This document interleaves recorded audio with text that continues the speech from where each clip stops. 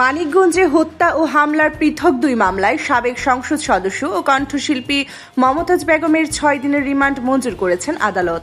আজ বৃহস্পতিবার দুপুরে সিনিয়র জুডিশিয়াল ম্যাজিস্ট্রেট আদালত 1 ও আদালত 3-এ শুনানির পর এ আদেশ দেওয়া হয়। আদালত চত্বরে মমতাজকে আনার সময় বিএনপি ও এর সহযোগী সংগঠনের নেতাকর্মীরা বিক্ষোভ করেন। তারা ডিম ও জুতা নিক্ষেপ করেন এবং ফাঁসির দাবিতে স্লোগান দেন। পরিস্থিতি নিয়ন্ত্রণে অতিরিক্ত পুলিশ মোতায়েন করা হয়।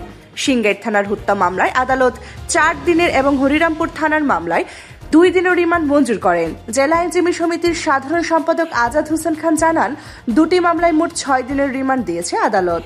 তিনি আরও অভিযোগ করেন, মমতাজ সংসদে দাঁড়িয়ে বিএনপির প্রতিষ্ঠাতা জিয়াউর রহমান ও খালেদা জিয়াকে নিয়ে কটূক্তি করেছেন এবং অবৈধভাবে সম্পদের মালিক হয়েছেন। পুলিশ সূত্র জানায়, রাজধানীর মিরপুরে সাগর হত্যা মামলায় গ্রেপ্তারের পর রিমান্ড শেষে মমতাজকে কাশিমপুর মহিলা কারাগারে পাঠানো হয়। সেখান থেকে আজ সকালে তাকে আদালতে হাজির করা হয়।